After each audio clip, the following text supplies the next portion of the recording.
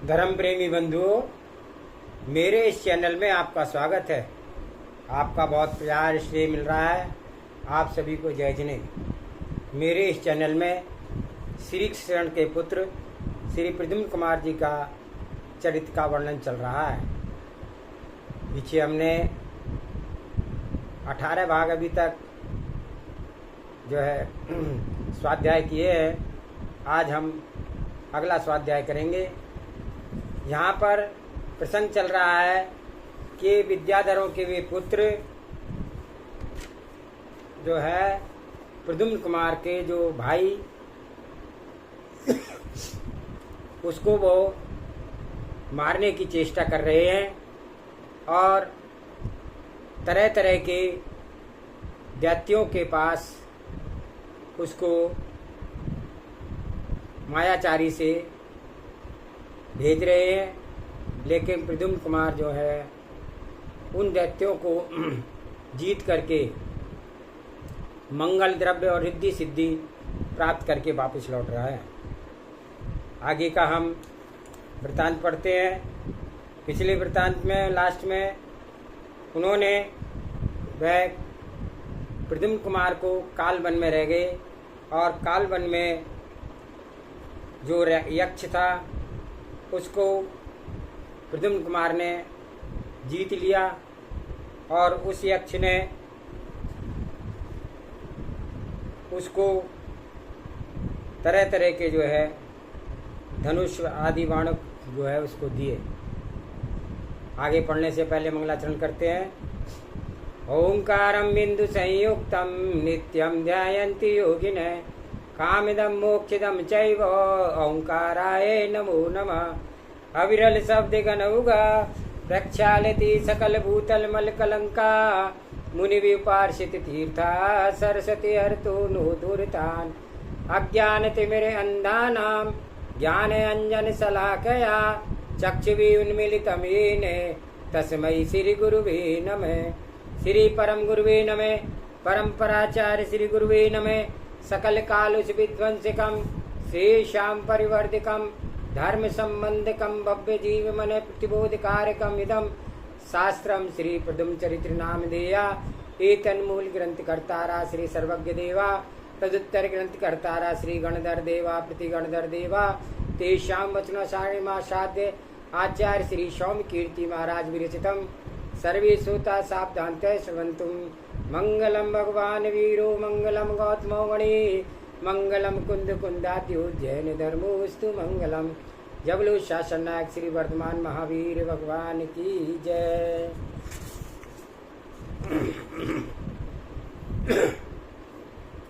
उस कालवन से वापस आते हुए उसको देख करके विद्याधर कुमार उसके जो बड़े भाई थे वे सब दुखी हुए। फिर क्रोधवश उसे भीम नामक दुष्ट गुफा में भयंकर सर्प के रूप धारण करने वाली गुफा में ले गए, जहाँ पहले से जैसी छल कपट की बातें करके सो प्रद्युम्न ने उस गुफा में भी जल्दी से जा करके उसके अधिकारी देव को जीत लिया और उससे भी पुष्पमयी छत्र और पुष्पमयी सुंदर सैया हो ये दो चीज़ें भेंट प्राप्त की। उस देव ने उसकी पूजा की, मान करके और नमस्कार करके इन्हें विदा कर दिया और ये जल्दी से लौट आए। मनुष्यों के उनके प्रभाव से निरंतर सुख की प्राप्ति होती है। प्रद्युम्न को लाभ सहित लौटा देख करके दुष्ट बुद्धि राजकुमार अपने बड़े भाइयों से बोले, अब हम लोग प्रद्युम्न को अवश्य मारेंगे, क्योंकि इस तरह यह दुराचारी जहाँ जाता है वहाँ से कुशल पूर्वक लाभ लेकर के लौट आता है। देव से भी यह मारा नहीं जाता है। अतएव अब हम इसे खड़क के चोट से ही मार डालते हैं, इसमें संशय नहीं है। आप एक और मौन धारण करके बैठे रहें और हमको न रोकें। तब बदरंश बोला, मेरी बात सुनो, अब भी शत्रु को घात होने योग्य 2 स्थान बाकी हैं, सो वहाँ से ले जा करके हम इस दुष्ट को अवश्य मार डालेंगे। अब तक दुष्चरित प्रद्युम्न के विषय में कुछ भी नहीं करना चाहिए। इतने में प्रद्युम्न आ गया और उससे सब भाई मिले। तत्पश्चात उसे छल करके विपुल नामक वन में ले गए। वहाँ श्री जयजंत नाम का नाना प्रकार के वृक्षों का लताम्बी से सुशोभित अतिशय ऊंचा पर्वत था। उसके दूसरी ओर उसकी ओर देख करके वृषदंत बोला, वज्रदंष्ट बोला कि जो धीर वीर इसमें प्रवेश करेगा वह रमण करके जल्द ही लौट आता है और चिंतित पदार्थ को पा करके देवों को द्वारा पूजनीय होता है। उसके ऐसे वचन सुनकर के प्रद्युम्न कुमार जल्दी से चला गया और ज्यों ही विचक्षण ने वन में प्रवेश किया त्यों ही जयंत पर्वत पर उसकी दृष्टि पड़ी। उसके पास वाड़े में जल से परिपूर्ण और वेग से बहने वाली नदी बह रही थी और उसके किनारे रूप कंठ तमालादिक वृक्षों से शोभायमान हो रहे थे। वहाँ एक तमाल वृक्ष के नीचे पड़ी हुई शिला के पलक पर एक कामिनी आसन लगाए हुए ध्यान मग्न हो रही थी और रूप में यौवन लबालब भरी हुई थी। नासिका के अग्रभाग में अपनी दृष्टि जमाई हुई थी। नाना प्रकार के लक्षणों से युक्त और गुणों को पार पहुंचती हुई थी। तांबे के समान लाल नखों से पाटल के समान स्फटिक की माला का ध्यान पूर्वक जाप करती थी। रेशम से सफेद धोया हुआ वस्त्र पहने हुई थी और छूटे हुए बालों से उसकी दोनों भौहें ढकी हुई थी। मुख कमल को निकालती हुई सुगंधित मुख कमल से निकलती हुई सुगंधित के कारण भौरों के झुंड भ्रमण करते हुए उसके मुख की सेवा करते थे। उन्नत सघन कुछ के भार से उसका शरीर नम्रीभूत हो रहा था। जंघाओं से आलस्य युक्त थी और स्वभाव से क्रश करने वाली पतली थी। उसने हाथी की चाल को अपनी गति से जीत लिया था। वीणा से एक समान उसकी आवाज थी, शंख के समान उसका कंठ था और सुंदर नुकीली नासिका थी। कमल के समान सुंदर और चंचल जिसके नेत्र थे, अधिक क्या कहें। जिसने अपने रूप में तीन लोक की स्त्रियों के रूप को जीत लिया था, उस सब लक्षण युक्ता सर्वांग सुंदी सर्व विद्याओं से निपुण और संपूर्ण उत्तम गुणों से शोभायमान सुंदरी को देख करके प्रद्युम्न कुमार चकित हो गया और विचारने लगा, क्या यह सूर्य की स्त्री है अथवा चंद्रमा की कामनी है अथवा इंद्राणी ही देखने के लिए आई है। काम की स्त्री रति है या कांति की कीर्ति किन्नरी और धर्मेंद्र की स्त्री इसमें कोई है। लोक की उत्कृष्ट कांति इसमें है। इसमें मन को रमान लेने वाला रूप है। इसी में भव्यता है और इसकी सारा लावण्य भर दिया गया है। इसी में सारे गुण का घर है और इसी में कलाओं का समूह है। अधिक क्या कहा जावे, सारी महिमा इसमें मुद्रित हो गई है। इस प्रकार से ध्यान के योग से निश्चल हुई है। त्रिलोक सुंदरी के रूप में जीतने वाली सुंदरी को देख करके मदन प्रद्युम्न कुमार अर्थात कामदेव से भील हो गया।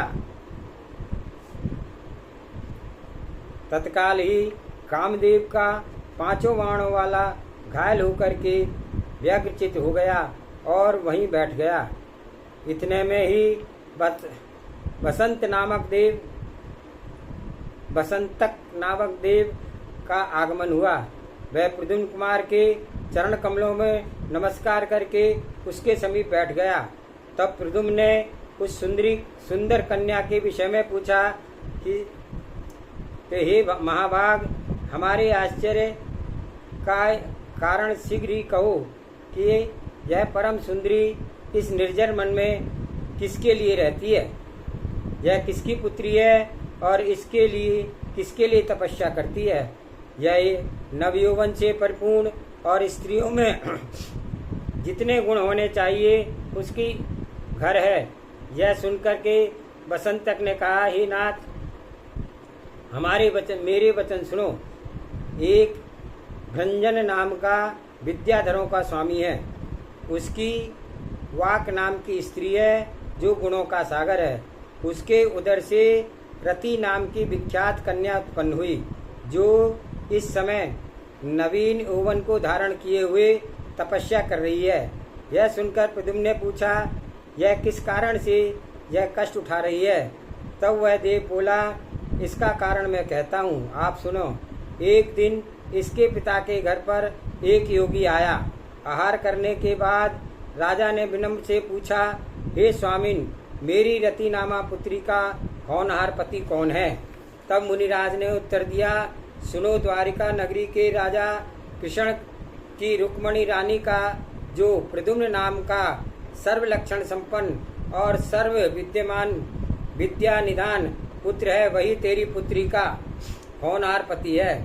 यह बड़े भारी साहस से इस प्रकार से लक्षणों से युक्त होकर के विपुल नाम के भयंकर वन में आवेगा, वही तेरी पुत्री का पाणी ग्रहण करेगा। सो योगी के वचनों पर विश्वास करके यह रति नाम की कन्या उत्कृष्ट पति को प्राप्त करने की इच्छा से यहाँ इस वन में तप कर रही है, जिसके विषय में मुनिराज ने कहा था, लक्षणों और गुणों से वे तुम ही मालूम होते हो, इसमें अब संशय नहीं है।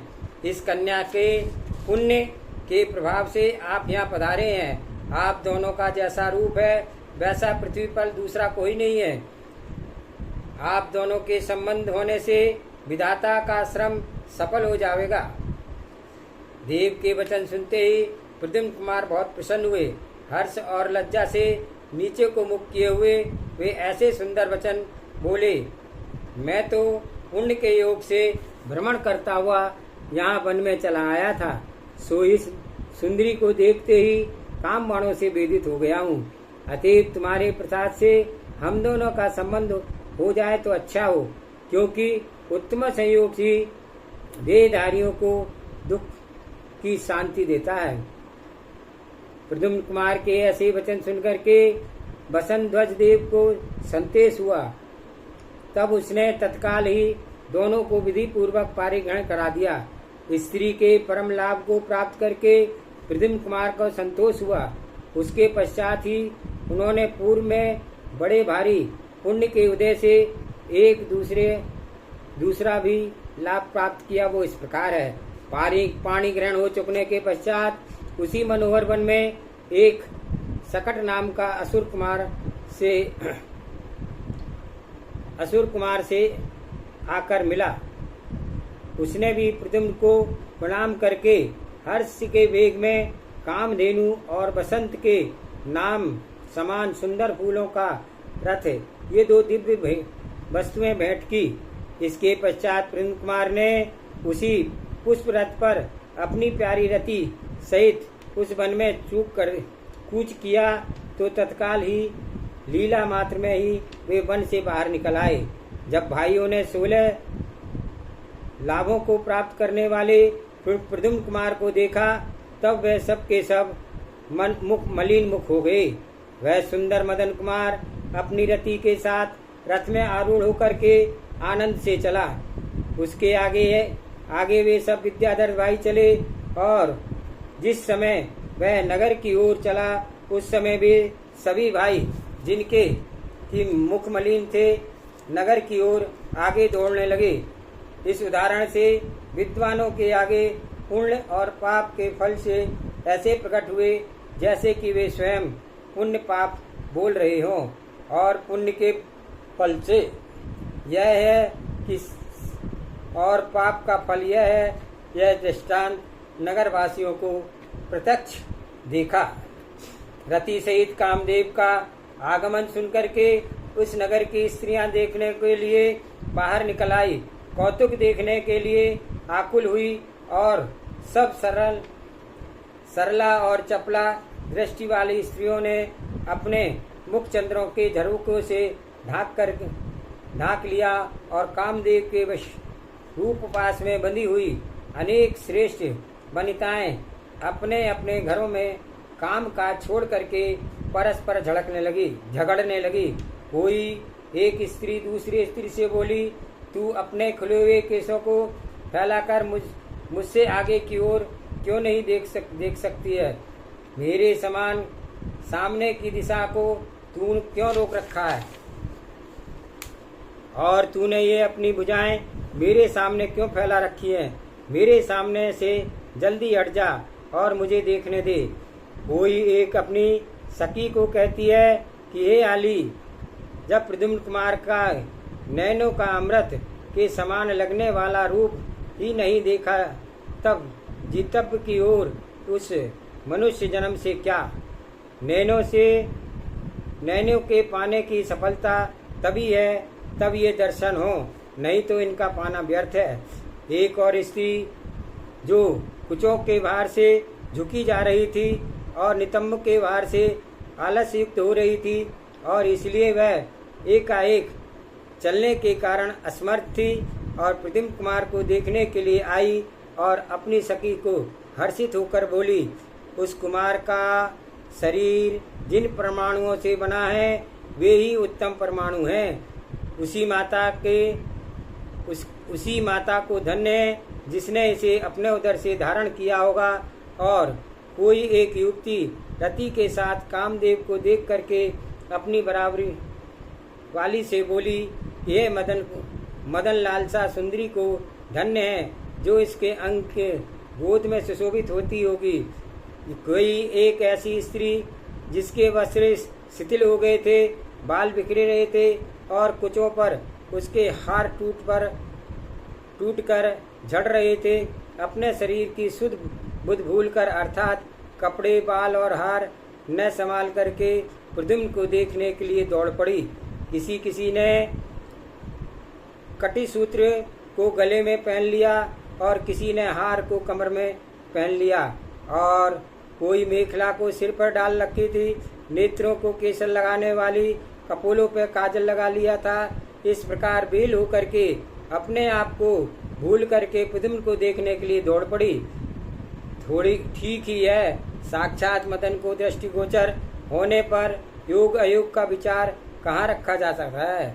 कोई एक स्त्री रूप में यौवन से परिपूर्ण प्रद्युम्न को देख करके कामदेव के सर से विद्युत बिंद गई थी, जिससे कि उसके सारे शरीर में रोमांच हो गया था। इस प्रकार प्रद्युम्न कुमार के आने पर नगर की स्त्रियों ने नाना प्रकार की चेष्टाएं की। ठीक ही है कि जो जीव काम की फांसी में फंस जाता है वे क्या क्या चेष्टाएं नहीं करते हैं। इस प्रकार नगर निवासियों ने स्त्रियों को दर्शन देता हुआ वह प्रद्युम्न कुमार राजमहल में पहुंचा, जहाँ के काल संवर विराजमान था।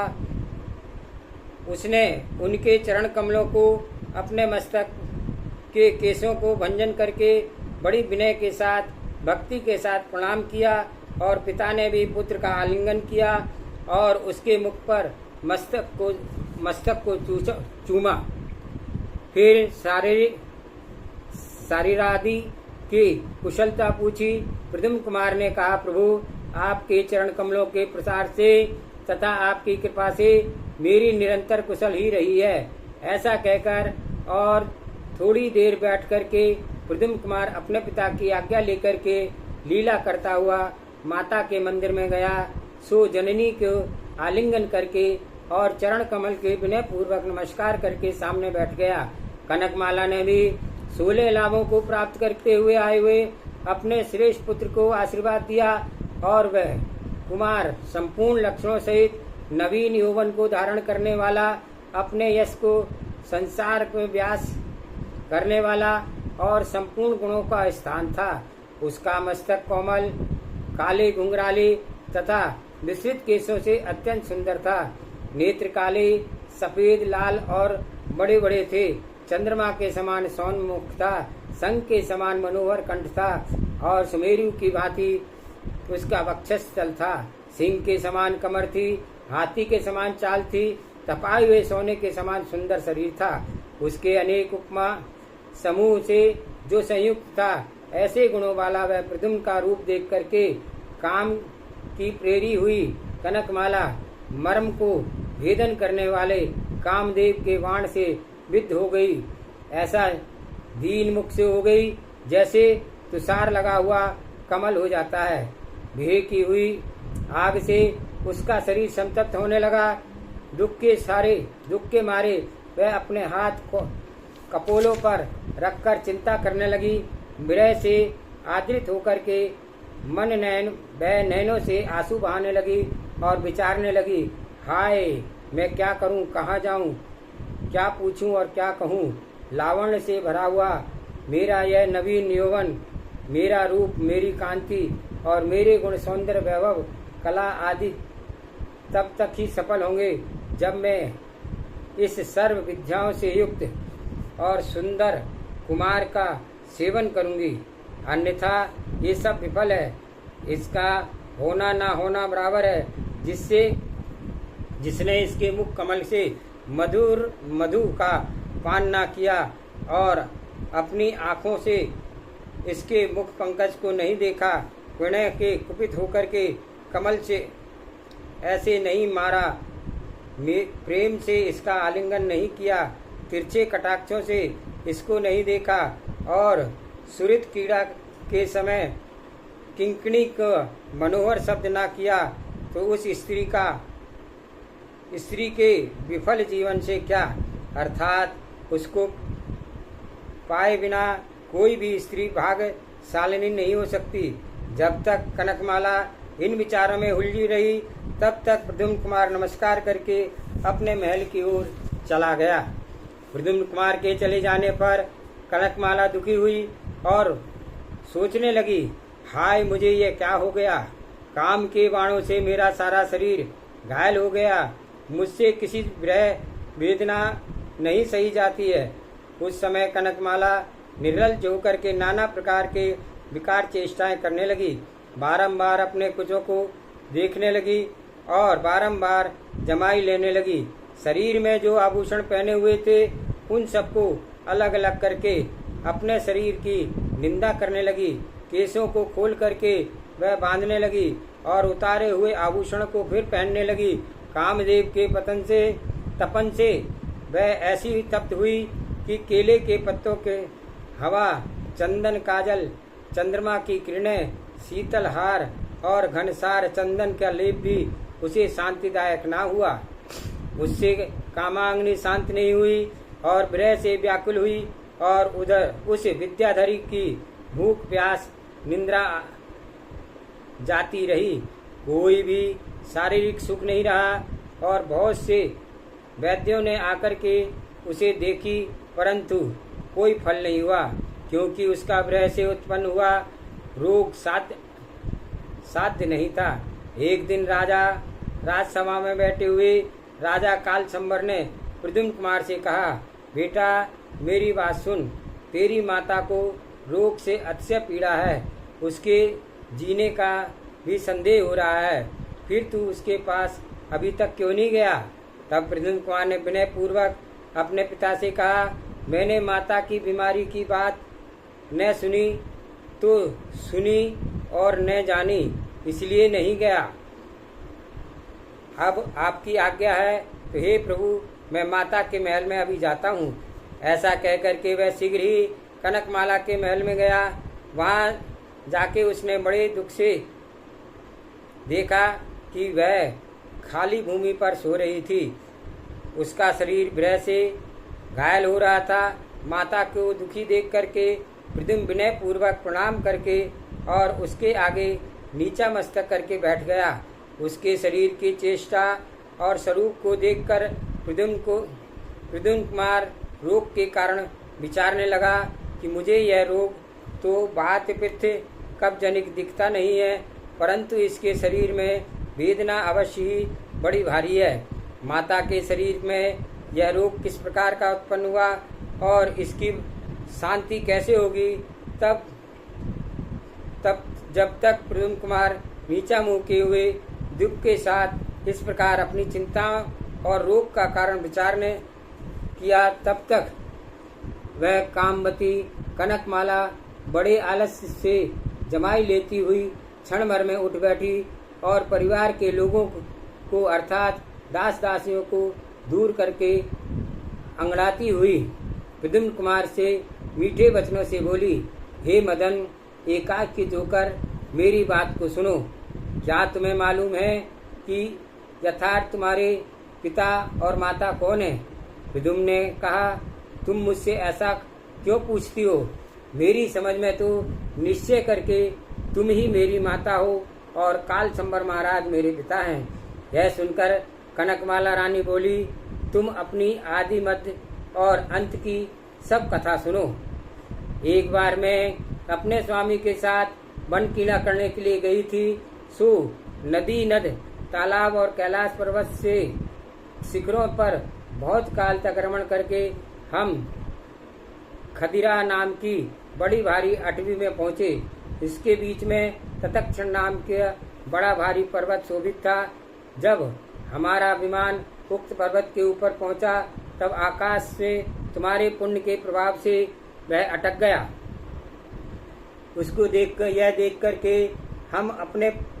हम दोनों पर्वत पर उतरे तो देखा कि एक बड़ी भारी शिला तुम्हारे श्वास इसके जोर जोर से हिल रही है। अचरज होने पर उसे उठाई तो सुंदर आकार और संपूर्ण शुभ लक्षणों को धारण करने वाले तुम दिखाई दिए। सो तुम्हें मैंने तत्काल ही स्नेह के वश उठा लिया और अपने हृदय में निश्चित करके यह तरुण होने पर तुम्हें ही अपना पति बनाऊंगी। तुम्हें घर ले आई और पालन पोषण करके बढ़ाने लगी। अब तुम काम के योग हो गए हो तो मेरे अतिशय प्यारे हो, इसलिए मेरे साथ भोगों को भोगो। यदि ऐसा ना करोगे तो मर जाऊंगी और तुम्हारे सिर पर स्त्री हत्या का बड़ा भारी पाप लगेगा। माता के मुख से इस प्रकार के दोनों लोगों को विरुद्ध वचन सुनकर के प्रद्युम्न का मस्तक दुख से ठनक उठा और बोला, हे माता, तूने यह निंदे से भी अतिशय निंद बात क्या कही है? कारण उत्तम कुल में उत्पन्न हुए पुरुषों को ऐसा कार्य शोभा देता है। हे माता, कुमार्ग में गए हुए अपने चित्त को तुझे रोकना चाहिए। इससे कुल मार्ग में अर्थात शील व्रत में रत होने हुए तेरी प्रशंसा हुए। इस प्रकार वह माता को बारंबार समझाकर शीघ्र ही उसके महल से निकल आया और चिंतित होकर घर छोड़कर वन को चला गया। वहाँ एक मंदिर में मुनिराज विराजमान थे, जो द्वादशांग के धारण करने वाले अवधि ज्ञानी धीर वीर और मुनियों के एक संघ के नायक थे। उनका नाम बरसागर था। प्रद्युम्न ने उनके दर्शन किए, 3 प्रदक्षिणा देकर के नमस्कार किया और भक्ति पूर्वक आगे बैठकर दुख से मलिन मुख किए हुए अपनी माता के चित्त के विकार की बात जो अतिशय गोप्य थी एकांत में मुनि महाराज से निवेदन की और पूछा, हे नाथ, कृपा करके कहो, यह नाना प्रकार के विकारों को प्राप्त होकर के और काम से आकुलित हो करके मुझ पर आसक्त हुई है। प्रद्युम्न के वचन सुनकर के यति महाराज बोले, हे बुद्धिमान कुमार, संसार की विचित्र चेष्टाओं के श्रवण करो और कारण के बिना कभी कोई कार्य मत करो। नहीं, कारण के बिना कभी कोई कार्य नहीं होता। स्नेह अथवा बैर सब पूर्व जन्म से संबंध होते हैं। हे वत्स, पूर्व जन्म में जब तू मधु नामक राजा था तब तूने राजा हेमरथ की चंद्रप्रभा नाम की रानी को मोह के वश हरण कर ली थी। सो वह दीक्षा लेकर के उत्कृष्ट तप करके तेरे ही साथ 16वें स्वर्ग में उत्पन्न हुई थी। वहाँ पर 22 सागर तक उत्कृष्ट सौख्य भोग करके और आयु के अंत में चय करके विद्यार्थगिरी में काल संबर की रानी कनकमाला हुई है। और तू स्वर्ण के समान स्वर्ग में अपने छोटे भाई कीटक के साथ चिरकाल तक सुख भोग करके द्वारका नगरी में यदुवंशी तिलक श्री नारायण का कृष्ण नारायण का पुत्र हुआ है। सो जिस समय तू अपनी माता रुक्मणी के साथ सोता था उस समय पूर्व के बैरी दैत्य ने हरण करके क्रोध में आकर के तत्क्षण पर्वत की एक शिला के नीचे तुझे दबा दिया था। वहाँ राजा कालसम्मर और रानी कलकमाना ने पहुँच करके शीघ्रता से तुझे निकाल लिया था और स्नेह के साथ तुझे बड़ा किया है। अब इस समय पूर्व मोह के वश होकर तुझे देख करके कनकमाला काम से अतिशय संतृप्त है, क्योंकि मोह की बड़ी कठिनाई से छोड़ा जाता है। वह मुझसे तुझे मोह के वश से 2 विद्याएं देना चाहती थी, सो तुझे वहाँ जल्द ही जा करके छल करके उन्हें ले लेना चाहिए। यह सुनकर प्रद्युम्न ने हर्षित होकर मुनिराज से कहा, हे नाथ, आपके वचनों का मैं पालन करूंगा।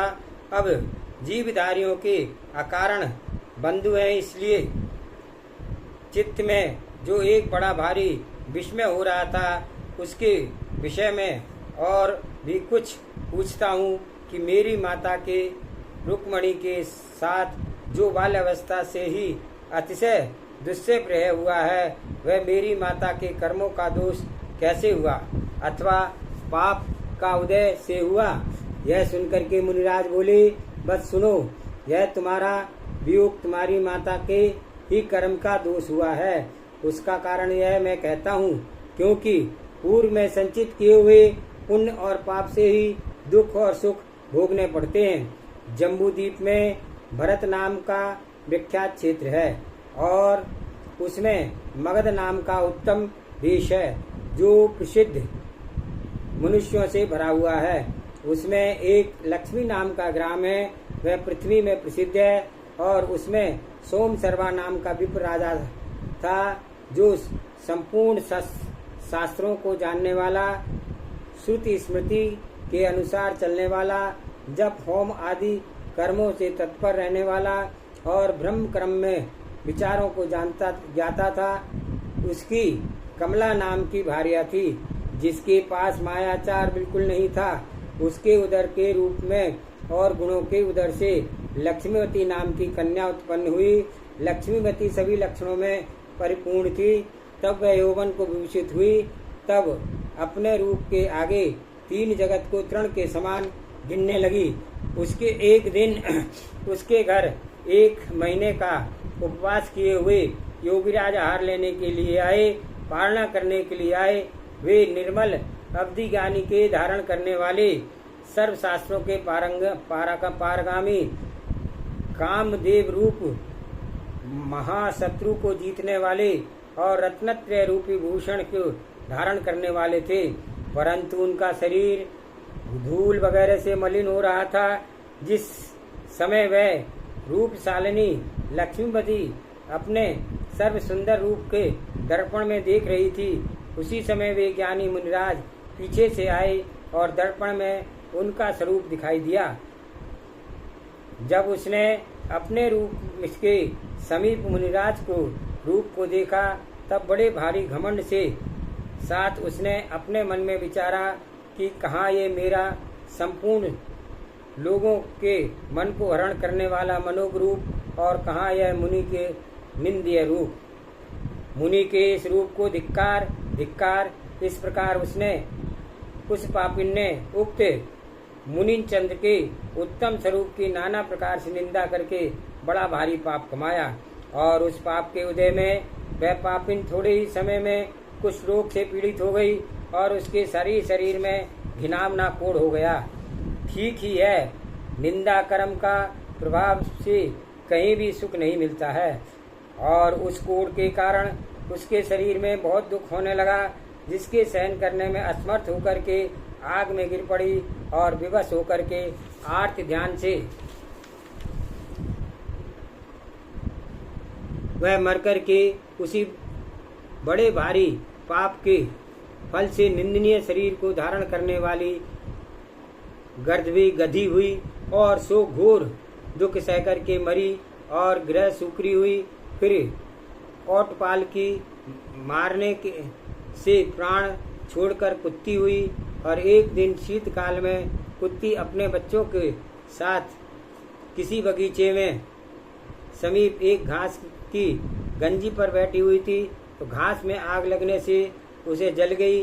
बच्चों के मोह के से मारे निकलकर भाग नहीं सकी, सो वह मर करके पाप के फल से मेघ निगम नगर में किसी धीर वीर की पुत्री हुई और उसका शरीर अतिशय निंद से दुर्गंधित हुआ और उसके शरीर से बुरी गंध आवे सो कुटुंब के लोगों से भी नहीं सही गई, इसलिए उन्होंने उसी पापिन को घर से निकाल दिया। और ठीक ही है, पापी पुरुष को देख करके सुख कहाँ मिल सकता है।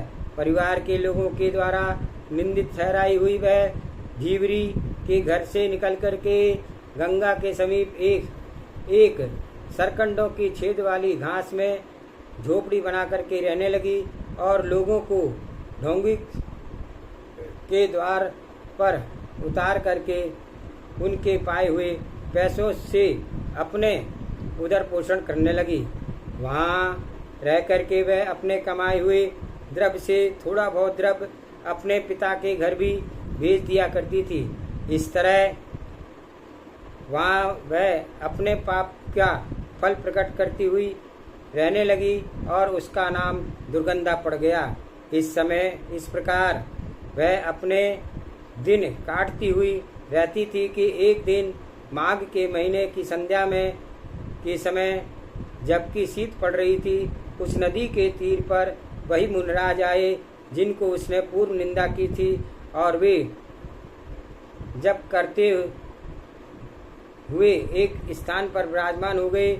उसने उन्हें देख करके मन में विचार किया कि ये योगींद्र ऐसे जाड़े में भी नदी के किनारे कैसे ठहरेंगे।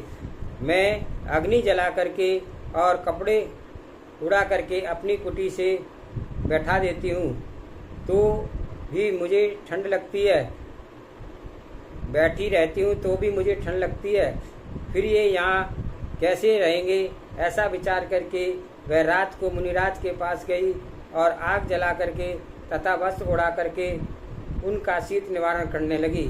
सवेरा होने पर वह उसी प्रकार से शीत निवारण करती रही और भेल की तरह वह कहती हुई कि उधर शीत है, इधर शीत है, बैठी रही।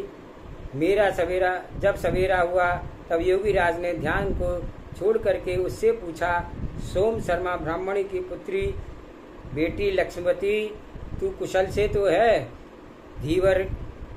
धीवरी ने अपना कुछ का कुछ नाम सुन करके मन में सोचा, ये सत्य वचन के बोलने वाले योगींद्र क्या कहते हैं। जैन शासन का धारण करने वाले तो ये कभी झूठ नहीं बोलते हैं, फिर यह क्या कारण है कि इस प्रकार से विचार करने पर मूर्छित हो गई और उसी समय वैसे जाति स्मरण का ज्ञान हो गया और उसके द्वारा अपने पूर्व भवों को चिंतन करने लगी।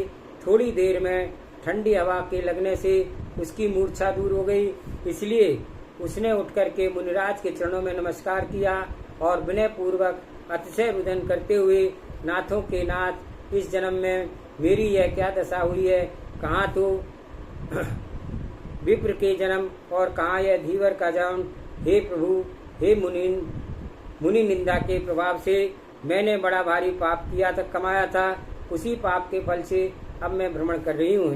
हे नाथ, पूर्व भवों में मैंने भारी पाप के उदय में तुम्हारी निंदा की थी, इसलिए अब मुझ पर कृपा करके क्षमा करो और यह धर्म मुझे सुनाओ जिससे कि मेरे पाप से छुटकारा मिल जाए। आप संपूर्ण प्राणियों के हित करने वाले हैं और आप जीवों का उपकार करने वाले हैं। यह सुनकर के वह रोती हुई धीवरी से वे दयावान योगी बोले, हे बेटी, तू दुख मत कर, क्योंकि यह दुख ही संसार का कारण है। यह बात सभी लोग जानते हैं कि रोने से राज्य नहीं मिलता है, इसलिए अब तू रोना बंद कर और बहुत हो चुकी और जिन भगवान के कहे हुए धर्म को धारण कर। ये प्राणी पूर्व जन्म के कमाए हुए कर्मों का फल भोगते हैं, इसलिए मुनि निंदा करने के पाप से तू निंद कुल में उत्पन्न हुई है। अब तू गृहस्थ धर्म को अनुरूप होकर के दयामयी धर्म को धारण कर। यह सुनकर के धीवरी बोली, हे प्रभु, उस धर्म का स्वरूप मुझे समझाओ। तब मुनिराज ने सम्यक सहित 12 व्रतों का गृहस्थ को उस धर्म का धीवरी को समझाया। तब जिनेन्द्र देव का भाषण किया हुआ वह सद्धर्म ग्रहण करके धीवरी ने पाप को नाश करने वाले मुनिराज के चरणों में नमस्कार किया और उसके पश्चात दयालु मुनि महाराज वहाँ से तपस्या के योग स्थान के लिए चले गए। वह धीवरी नवीन पाप के आश्रव को वर्जित और जिन धर्म में सदा अनुरक्त रह करके कुछ काल तक उसी झोपड़ी में रही, तत्पश्चात वह जिन धर्म की लवलीन हो गई और बाला प्रसन्नता सहित कौशल नगरी को गई और वहाँ जब हर्ष के साथ जिनेन्द्र भगवान के मंदिर में गई तब उसका धर्मपालिनी नाम के अर्जिका से मिलाप हुआ और जो गणनी अर्थात अर्जिकाओं के संघ की स्वामिनी थी, उस अर्जिका ने बहुत सा उपदेश दिया जिससे वह धीवरी धर्म ध्यान से और अधिक परायण हुई और वह उसके पीछे पीछे रहने लगी और नाना प्रकार के तप करने लगी, जिससे कि उसका शरीर कृश हो गया। एक दिन वह धीवरी अर्जिका के साथ राजगृह नाम के श्रेष्ठ नगर में गई। वहाँ उसने जिन मंदिर में जाकर के नमस्कार किया और फिर रात को उसी अर्जिका के साथ नगर के बाहर जो गोपुर था, जहाँ जाकर के वह सब अर्जिकाएं गोपुर की गुफा में प्रवेश करके ध्यानस्थ हो गई। तब गुफा के बाहर ही एक स्थान पर उपवास धारण किए हुए जिनेन्द्र देव के नाम का जाप करने का में ध्यान लगा लिया और उसी रात्रि को देवयोग से वहाँ भयंकर व्याघ आया और उस धीवरी की लड़की को भक्षण करके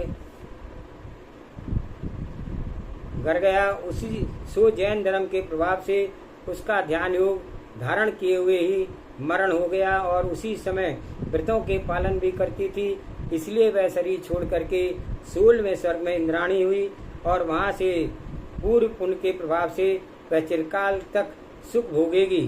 धीवरी के जीव आयु के अंत में स्वर्ग चह करके कुंडनपुर नाम के श्रेष्ठ नगर में राजा भीष्म की गुणवती पुत्री पूर्व पुण्य के प्रभाव से उसका नाम रुक्मणी हुआ और रुक्मणी उसके बड़े भाई के महल में दमघोष के पुत्र शिशुपाल को देनी कही थी, परंतु पीछे नारद के मुंह से श्री कृष्ण नारायण की प्रशंसा सुन करके वह उन्हीं के अनुरूप हो गई।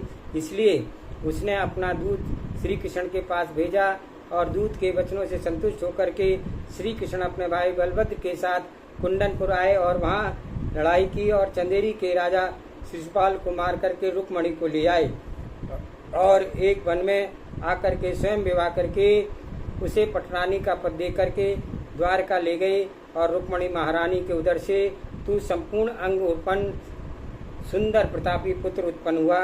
जब तू केवल 6 दिन का था तब रात को तेरा पूर्व जन्म का बैरी दैत्य आकर के तुझे हरण कर ले गया था।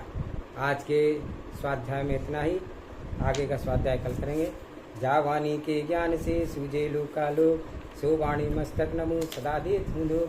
हे जिन वाणी भारती तो जपो दिन बैन जो तेरा शरणागे सो पावे सुख चैन। देव भजो अरिहंत को गुरु सेवा निर्गन दया धर्म पालो सदा यही मोक्ष का पंथ 9 बार नमोकार मंत्र।